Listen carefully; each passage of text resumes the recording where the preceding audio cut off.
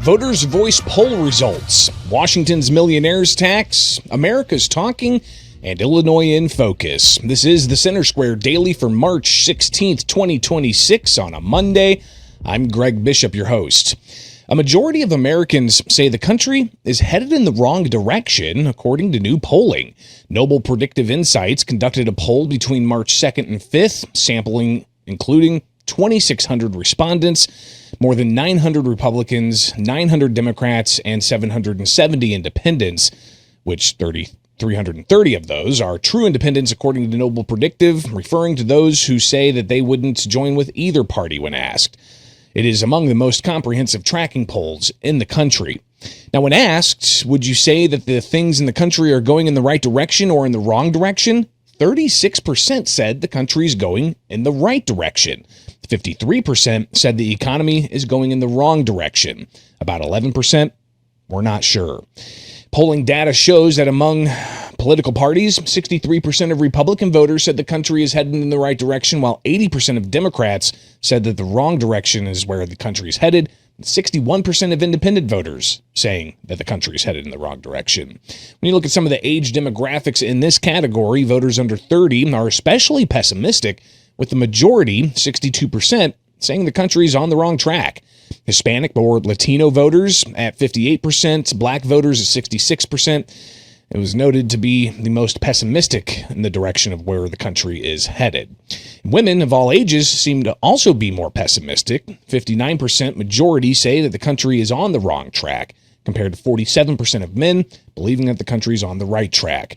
Now, the poll's margin of error is plus or minus 1.9%. You can get more stories about this latest polling data at thecentersquare.com. But let's delve a little bit deeper here. Do Americans approve or disapprove of how President Donald Trump's handling the economy? Now, as the economy remains one of the top issues and the top issue for voters in this election year, responses typically differed by 3% or less, if at all, from Trump's overall approval rating. For example, 50% of men polled approve of Trump's performance so far, compared to just 39% of women. And when asked solely about the economy, the percentage of men remained the same, and the percentage of women dipped slightly to 36%. So the president's approval rating, only of those 2,600 registered voters, 52% disapprove altogether, while 46% approve of the president's job. And while the president's approval rating remains high among Republicans and reaches nearly 90% among those who voted for him in the most recent presidential election, the president isn't performing well among true independents. They registered as independents, don't lean Republican or Democrat, and often considered the deciding factor in elections. 65% of true independents are unhappy with Trump's performance, with just 24% approving and 7% indicating they strongly approve. Now, when it comes to the president's in the overall approval rating, as you can see in the chart, it dipped slightly in October, but has mostly remained flat in the most recent polling, with the approval percentage dipping from 48% to 46%. Now, the president polled higher with whites than with Hispanics. Latinos or blacks, and lower with suburban and urban voters than rural voters, both the economy and overall. Regionally, the South showed the strongest support for the president, with 50% indicating they approve of his job performance. His approval rating across the West, Midwest, and Northeast was virtually the same at 43%, 44%, and 44% respectively. Congressional races, with an election coming up for who will control Congress. The question was asked of those being polled: if the election for Congress were held today, who would you vote for? And while the leanings of members in either of the two major parties remain relatively stable, with roughly 85% of voters on each side choosing their own party's candidates, swing voters is where some warning signs are being shown for Republicans. Independents favored Democratic candidates over Republicans by a 10 percentage point margin, 34% to 24% respectively. A third of total independents remain undecided. However, true independents slightly favored Republicans over Democrats, 23% to 16%. More than half of true independents are still unsure. Also, looking at some of the economic indicators of those polled, voters earning under $50,000 per year favored Democrats, 46% to 38%, while voters earning between $50,000 to $100,000 annually favored Democrats 46% to 41%. The median household income in the United States, about $83,700 in 2024, according to the U.S. Census Bureau. But the polling data, not just looking at some of those major questions, they also reviewed the sentiment of those being polled about transgender issues. The majority of voters across the country support a state ban on transgender athletes competing in girls and women's sports, according to that latest Voters' Voice poll.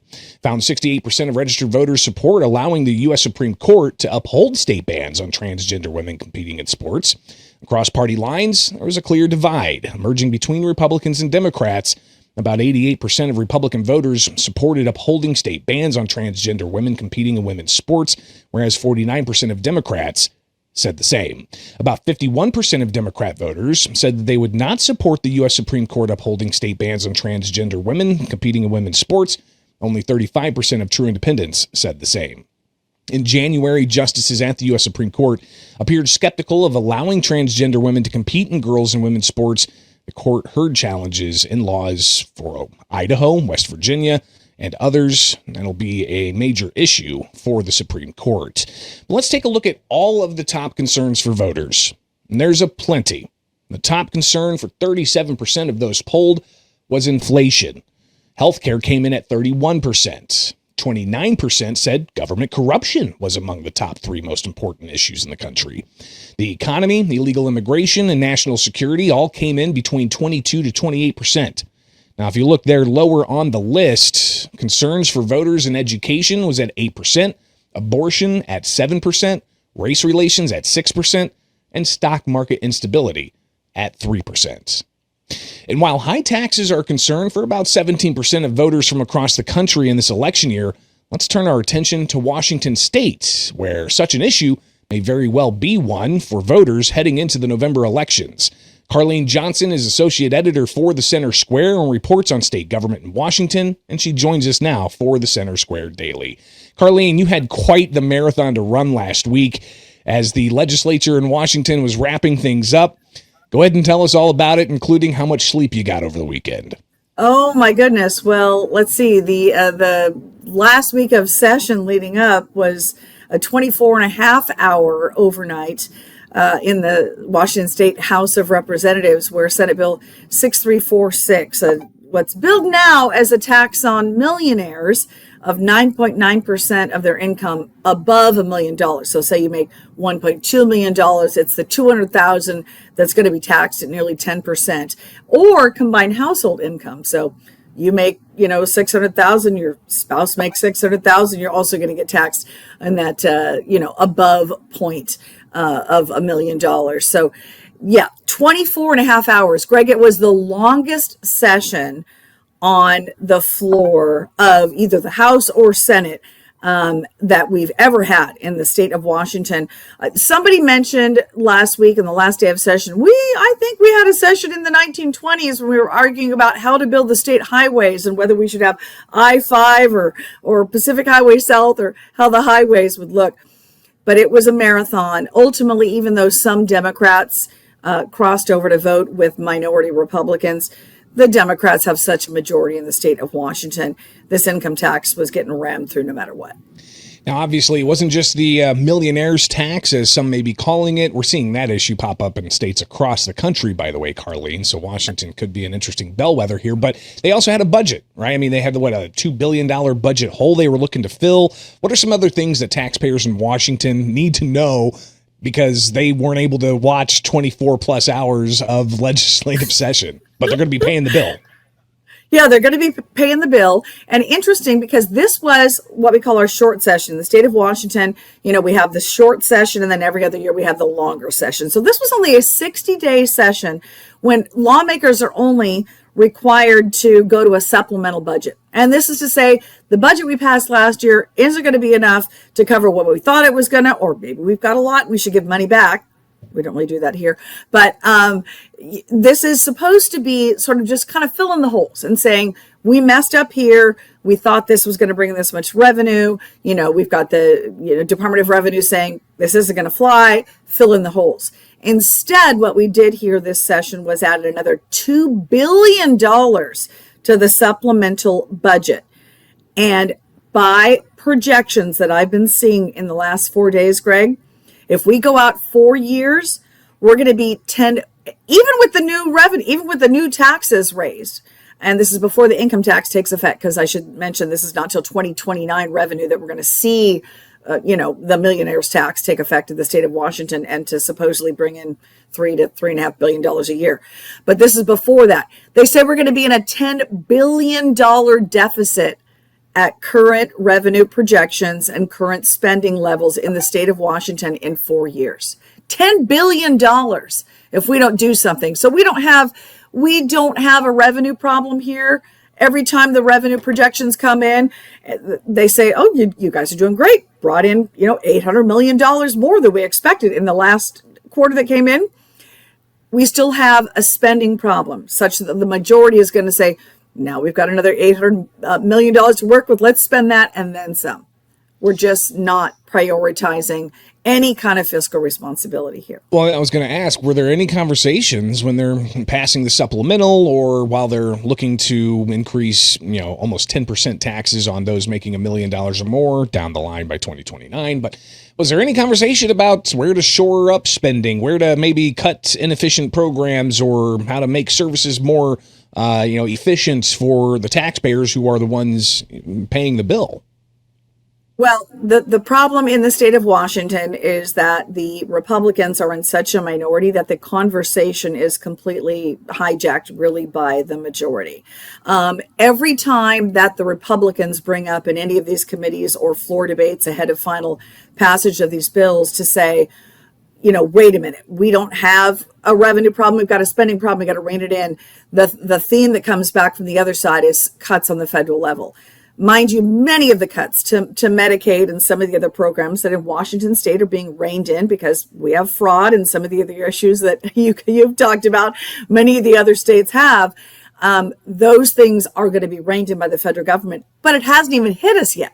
We still have the majority Democrats that have cut Medicare and Medicaid and some of the other programs for the most vulnerable in the state of Washington. They've cut that at the state level, and yet they have hijacked the language to say the reason why we need to backfill all these programs is because, the orange man's bad on the federal level, even though that stuff is not realized yet here in the state of Washington. The problem is the Republicans are not able to, capture the truth of that conversation, and they don't have most of the mainstream media on their side. We've tried at the Center Square to do our best during the session to sort of highlight the issues that would bring truth to the conversation. And you mentioned the income tax. We started with that. I have to say, there's going to be immediate legal challenges once the governor signs this into law, Greg, and there is likely to also be a citizen initiative campaign. They made this thing referendum proof by emergency clause, so we can't do a referendum, but we can do an initiative in the state of Washington. It will require a lot of signatures, but based on all the polling I've seen, there is more than enough people that want to get this thing overturned. Yeah, I think that was going to be kind of where I was going next. Is you've got several years here before it's supposed to go into effect, and I imagine between now and then, Carlene, you're going to be busy tracking court cases and all the twists and turns of where exactly job security. No, and it's going to be important because again, the taxpayers in Washington states, they got to go to work to their 9-to-5 job, and by the time they get home, they've got things to take care of at the house and kids to feed and so on, and they can't do what we do each and every day at the Center Square, which is take a look closer at state government and how it's impacting taxpayers. Yep. So it's really going to be important to track those court cases to see where this exactly is going. But Carlene, obviously with the income tax issue, you've got all the questions about how it impacts small businesses, and in particular, those small businesses who may one year make $800,000 while the business owner's only taking home $40,000 in a salary, but the way it's classified, they are putting on the books that, hey, their sole proprietor business is making $800,000, but then the next year, maybe they make $1.2 million. Is that going to incentivize, business investment and making sure that those businesses thrive? I'm so glad you brought that up, because that was one of the main things during the amendments that were brought up, even on the last day of the legislative session before this thing passes, Greg. There were many, especially in central and eastern Washington, we have a lot of our more conservative districts. And these lawmakers are themselves farmers and egg producers. And they are the pass-through entities you just mentioned that are going to be on the hook for this. Because as you mentioned, you might have a good year for farming, a good crop. Say you made $1.5 million that year. You're going to, and then you pay obviously you pay all your egg workers, you pay off all your costs, you got your equipment, it's probably financed, you're paying all that. But if you have a good year and you want to expand and grow things, then you're going to reinvest that money, creating more jobs, more tax revenue for the state of Washington. But instead, these egg producers are going to be taxed on gross, not net profits, just like all the other smaller businesses are. So you have one good year, you get punished. That means you cannot reinvest and use that tax revenue to, create a wider tax line base for the state of Washington. And in the state of Washington right now, Greg, we are losing 2 to 4 of our farms every single day in the state of Washington. And I heard lawmaker after lawmaker, some of them tearfully beg for some exceptions in this bill for them so they can succeed, to no avail. None of those amendments were adopted. So unless the thing gets wholly overturned, either by the courts or by citizen initiative, we're just going to lose more and more of these good egg producers and farmers. And it appears that, the question ultimately is coming down to, can the state of Washington even have this kind of income tax, right? Some of the Republicans you had talked to at the State House and other critics of this idea say that this is just not constitutional, that Washington does not have in their constitution the ability to tax that way. It doesn't seem to matter. I brought it up in media avail after media avail with the majority leadership saying, wait a minute, our state constitution says that, our income is our property. And I was told to my face with my direct questions to Senator Jamie Peterson, the Democrat who introduced Senate Bill 6346, he basically told me in that media avail, your income is not your property, because it's taxed at various levels already before it hits your bank account. So it's not really your property. And he created a series of interesting analogies, likening it somehow to illegal immigration. I'm not sure I tracked with everything that that path he went down. But at any rate, that's the argument. Our Constitution, the state of Washington, precludes this from happening. Right now, they're hoping, since we have such a left-leaning court, the hope is for majority Democrats that push this through, Greg, that they're going to find sympathy in the court that says we're going to overturn nearly 100 years of precedent in the state of Washington and say things have changed. Your income isn't your property in the state, and regardless of a constitutional amendment approved by the voters, this thing is good. Well, Carlene, thank you so much for your time and for your reporting and staying up for those marathon sessions here in Illinois. We know those I'm far still too tired. often. I know it. It takes a long time to recover from that type of thing. Trust me, I know all about it. And we'll definitely be checking back in to see how this story and others from Washington continue, and viewers can keep up even closer with Washington State by tuning in to Washington in Focus Daily, only right here with the Center Square. And now it's time for America's Talking, with headlines from across the country. More than 100 flights were canceled and another 1,200 delayed over the weekend at North America's 7th busiest airport for passengers. The Center Square managing editor Alan Wooten reports from Charlotte Douglas International Airport, where 90% of flights are operated by American Airlines, needs hundreds of TSA workers for passenger baggage and cargo areas. The TSA is within the Department of Homeland Security, and workers there missing a full regular check for the first time over the weekend.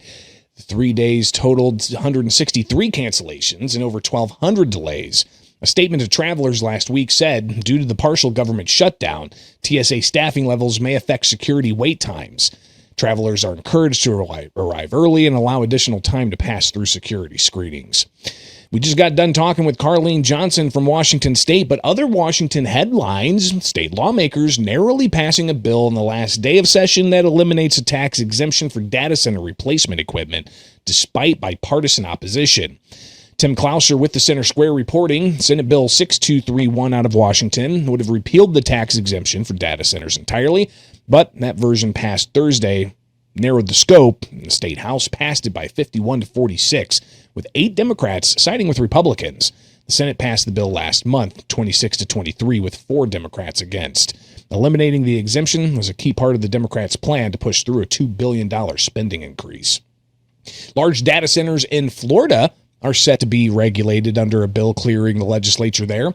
The Center Square contributor, Marilee Gasser, reports that a bill passed the House of Florida 92-16 last week, but only after changes that watered down some of the bill's main protections. It now goes back to the Senate, where legislators there must decide if they agree with those amendments. The growing prevalence of data centers has been tied to increased monthly bills for consumers. Utility was requesting $29 billion in rate increases in 2025, according to the Environmental and Energy Study Institute. Simultaneously, residential electric prices increased by over 11%, outpacing inflation. A trade group representing social media companies and other big tech companies is suing to challenge Chicago's so-called social media user tax, saying that the tax, which Illinois Governor J.B. Pritzker also called to replicate statewide, amounts to an unconstitutional taxation and discrimination against other online publishers. Legal Newsline reports the lawsuit filed March 12th in Cook County Circuit Court takes aim at Chicago's so-called social media amusement tax. That tax was imposed on the city in the beginning of 2026 after it was approved by the city council. Chicago Mayor Brandon Johnson chose neither to veto nor sign that ordinance, meaning it automatically took effect. And under the ordinance, the city would impose a tax of 50 cents per user after the first 100,000 users, as measured by user location data. But some social media companies saying they don't track that type of data. Supporters of the measure in Chicago say the tax will result in $31 million in new city revenue each year. And then that's it for America's Talking with the Center Square Daily. We'll be right back.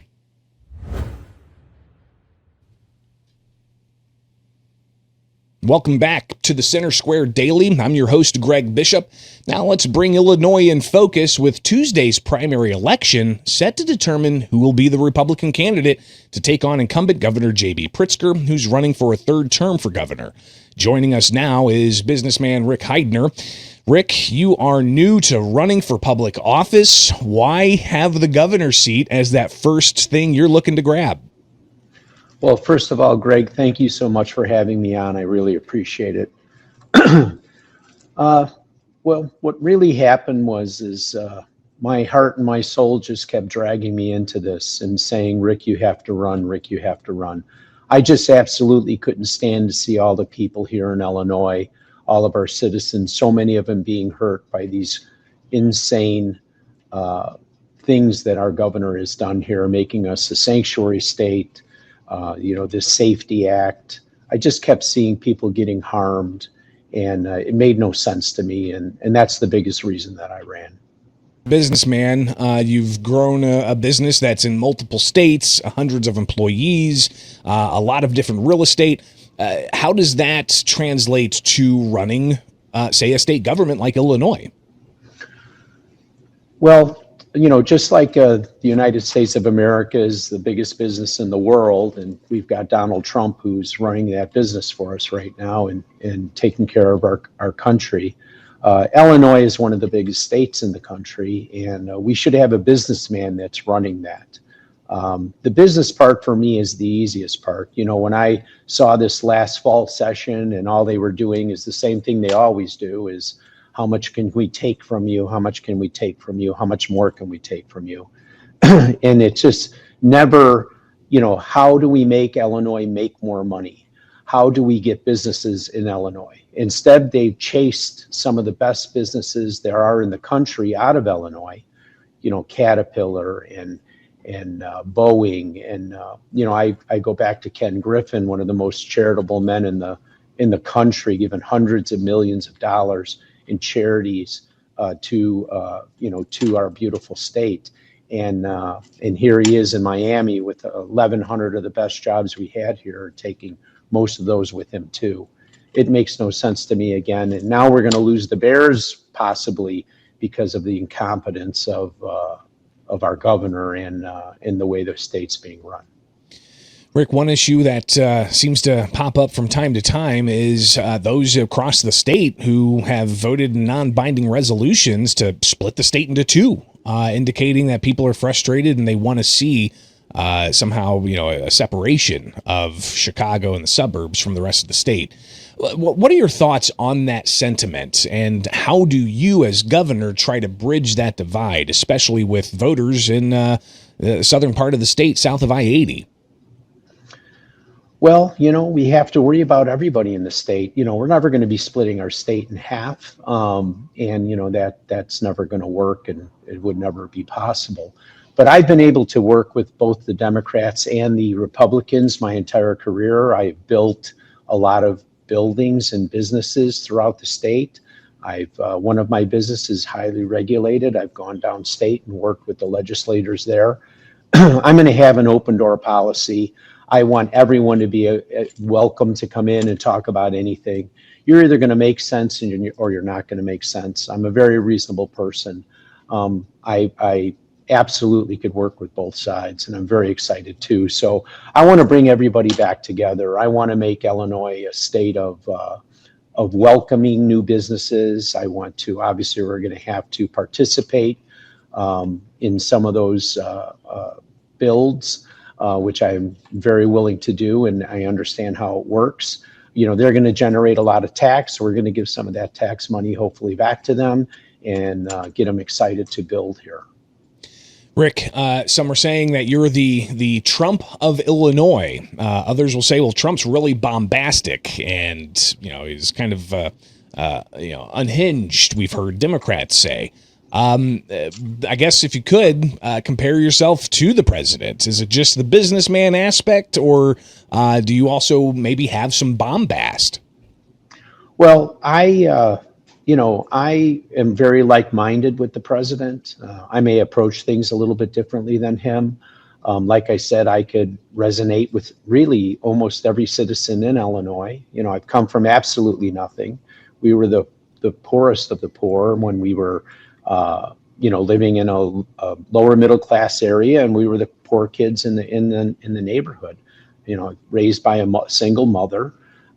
She never really made more than $100 a week before my brother and I were 16 years old, and 2 weeks rent to pay 2 weeks pay to make one month's rent.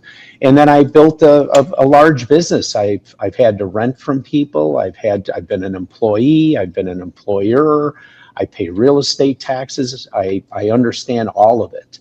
And so I really believe that I understand pretty much where anybody could be in life right now, because I've lived a big part of it. Not 100%, obviously, but well into the 90s. Now, Rick, of course, you got to get through a primary, and I want to get your thoughts on the three others who you're up against in tomorrow's election. But say you do make it past the primary, and you've got Governor J.B. Pritzker, who's running for a third term. How do you go up against his money? How do you go up against his political influence in a state that's dominated by Democratic politics? How would you, a Republican, handle that? Well, another reason why I ran, when I looked at the candidates that were running on the Republican side, I realized that none of them could beat J.B. Pritzker. I can tell you that of all the candidates, trust me, he does not want me to be the Republican that's going to be going against him one-on-one. I've had battles with the administration before. Thank goodness I was able to surpass that. And I want to bring the Republican Party all together. I think I can get help from the entire country. And I don't think you'll be surprised, but there's a lot of Democrats that actually don't like him at all. There's a lot of people afraid of him because of his wealth. He uses his wealth as a weapon. He uses his political power as a weapon. I don't think that's what you should be doing in life or in politics. So if they give me a chance, I'm going to be the guy that's going to be able to beat him, and I will stand up to him in a room very, very well. Well, and Rick, I started covering Illinois state government when a Democrat was in office after Rod Blagojevich.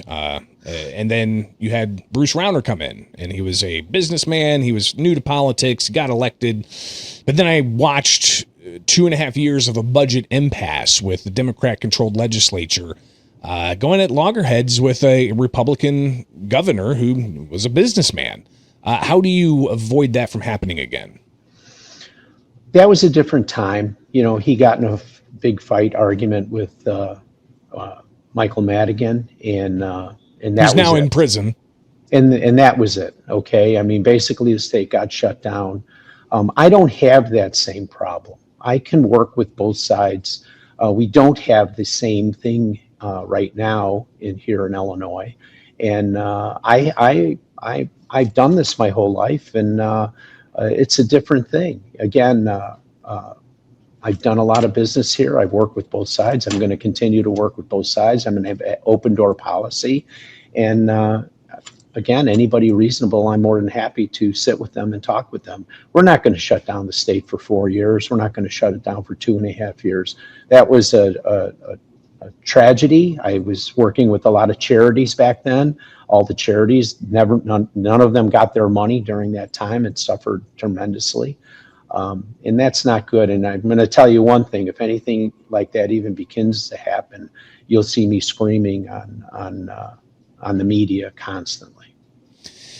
Well, Rick, finally here, tomorrow is the day, right? March 17th, polls open early, they close at 7. How do you distinguish yourself from the other 3 running in this race? Well, once again, I'm the only candidate that can stand up to J.B. Pritzker's and beat him. And, the other candidates, we have a wonderful farmer, and I'm sure he does a wonderful job downstate with his acres and his farming. And we have Sheriff Mendrick, by the way. Then he's going to be actually probably the first person I hire when I become governor. We've talked. We get along very well, and I think he has a tremendous avenue if I win in my administration. Ted, not as much. I don't understand Ted completely, but if you vote for me, we're gonna be together, and we're going to defeat J.B. Pritzker. So I appreciate your vote. I appreciate your time, Greg. Having me on the show so that people can know me, and hopefully they'll vote for me. And I appreciate the vote that I can get from them. Well, Rick Heidner, candidate for the Republican nomination for governor to potentially take on Illinois Governor J.B. Pritzker, greatly appreciate you taking the time for the Center Square Daily and Illinois in Focus. We'll talk to you after I win. All right, we'll be in touch. From my studio in Central Illinois, I'm Greg Bishop, and be sure to join us back here Tuesday for more stories impacting you, the taxpayer, from around the country, only with the Center Square Daily.